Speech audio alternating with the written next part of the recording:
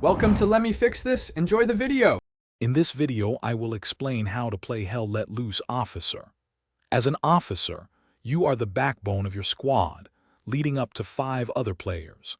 Your primary responsibility is to provide crucial spawn points for both your squad and the entire team. Effective communication with other officers and the commander is essential for coordinating battlefield tactics and achieving victory. Communication is absolutely key to success as an officer. Always use your microphone to issue clear and concise orders to your squad, ensuring everyone understands their objectives.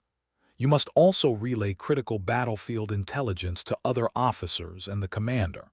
Remember to frequently use your map markers to pinpoint enemy locations and designate objectives for your squad and the wider team. A core duty is deploying spawn points. Outposts are for your squad only and can be placed without supplies, but have a 2-minute cooldown if destroyed.